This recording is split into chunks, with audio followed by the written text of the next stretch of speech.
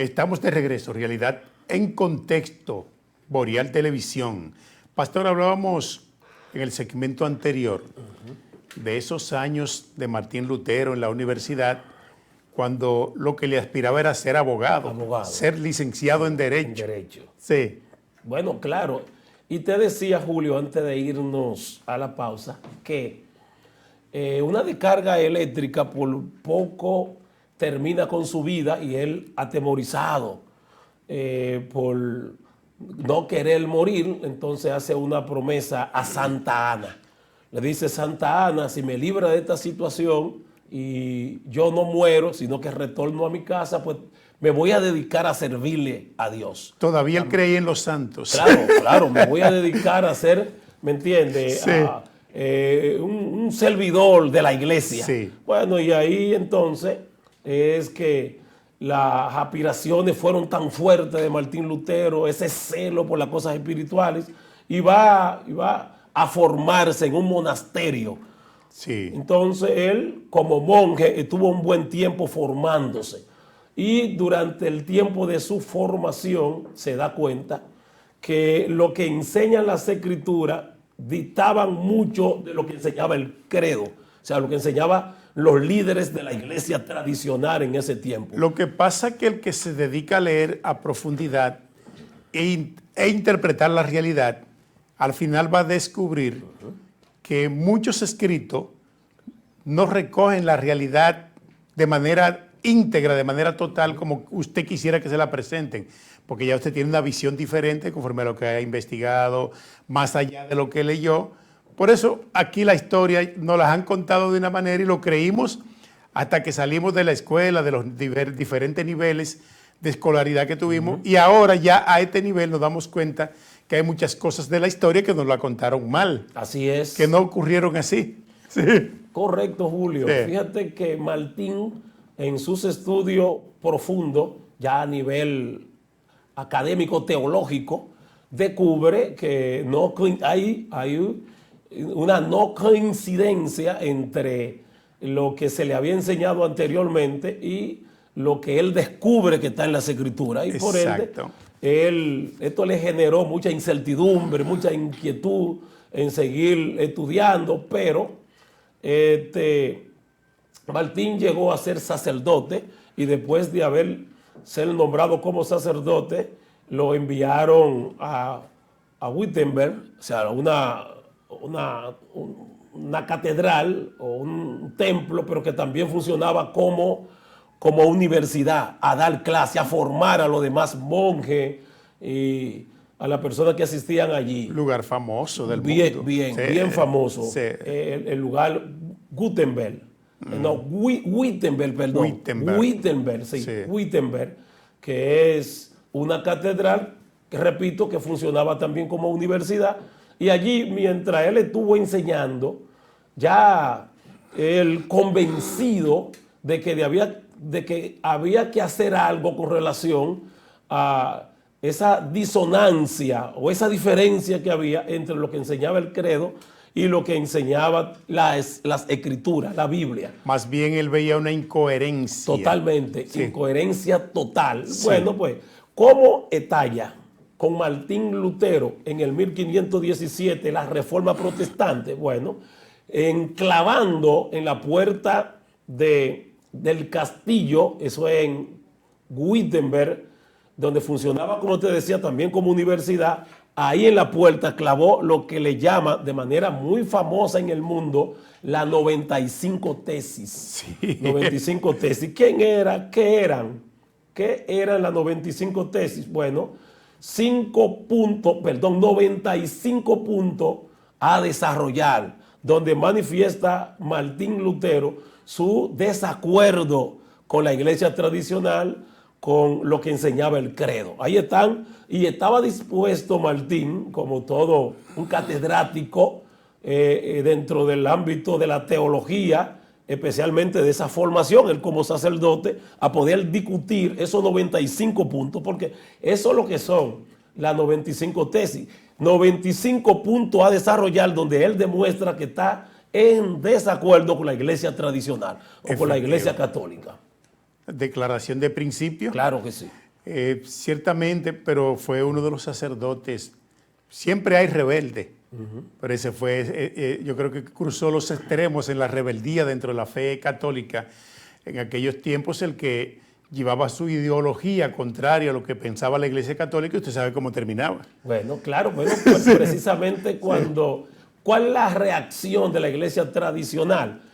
Comulgándolo, o sea, la palabra excomulgar significa sacado de la común fe. Sí. O sea, lo declararon un hereje, porque estaba enseñando cosas que para ellos era una herejía, cuando para él estaba tan convencido que lo que él estaba enseñando es de acuerdo a lo que planteaba la Biblia.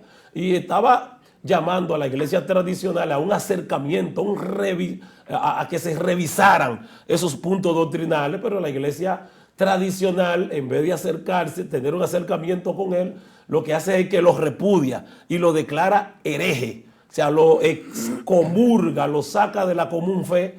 Entonces... Recuerde que para esa época la Iglesia Católica ejercía un poder único en el mundo. Claro, en el mundo. El papado. Gobernaba el mundo en ese tiempo. Los presidentes todos estaban alineados, representados por la Iglesia Católica a nivel mundial. Así es.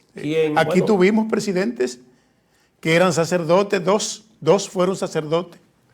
Sí, la iglesia tradicional, pues, tuvo por mucho tiempo esa hegemonía. Por ejemplo, por eso se habla en el siglo, en el año 476, con la caída de Roma, ahí se declara a la iglesia históricamente como la heredera del reino. Sí. Con la caída del imperio romano en el 476, pues se declara, repito, el papado como heredero del reino. Y de ahí para allá, acuérdate que la iglesia se dividió en dos en el tiempo de Constantino, tanto Bizancio como la iglesia de Roma. Constantinopla, estamos hablando de Bizancio, Constantinopla, que fue el lugar de donde Constantino despachaba como emperador, porque él se mudó a Constantinopla. Por eso dicen que se descuidó entonces la catedral, la parte de Roma, que es la parte occidental, esa parte se descuidó y de ahí es que viene la caída del Imperio Romano en el 476, pero entonces emerge el papado con fuerza, ya la iglesia como heredera del rey, del trono. Y entonces una serie de acontecimientos hubieron que fueron alejando más a la población de las escrituras. Y hubo un movimiento pre-reforma, los valdenses, los arbingenses, Juan Hus, Jerónimo Savonarola y otros. La mayoría de esos grupos que fueron antes de Lutero, o sea, que montaron un movimiento antes de la reforma, fueron sofocados por la persecución de la Iglesia Católica, ¿me entienden?, en contra de ese grupo. Pero antes de Lutero ya había un buen grupo que estuvieron en desacuerdo con esa parte que difería tanto de lo que enseñaba el credo con lo que enseña las escrituras. Pero cuando llega Martín Lutero, encuentra un ambiente favorable, pasa la Edad Media, el medievo, que por ende esa Edad Media también tuvo un tiempo de lo que le llaman el oscurantismo, o sea, un tiempo de oscuridad. ¿Por qué? Bueno, se prohibió la lectura libre, se prohibió las escrituras, solamente se leían las escrituras los líderes religiosos cuando oficiaban la ceremonia, y eran lo único que tenían derecho a los textos, a la literatura. También se prohibió la literatura clásica, lo clásico de todos esos filósofos antiguos, como Aristóteles, Sócrates y otros. Se prohibió. Por eso, en ese tiempo de no lectura, de no escudriñamiento de los escritos, tanto la Biblia como otros escritos, se le llamó el oscurantismo, porque fue un tiempo de oscuridad intelectual. Sí. Fíjate que aquí siempre se ha dicho que los gobernantes, que los que están en eminencia, le gustan que por lo menos sus gobernados sean ignorantes.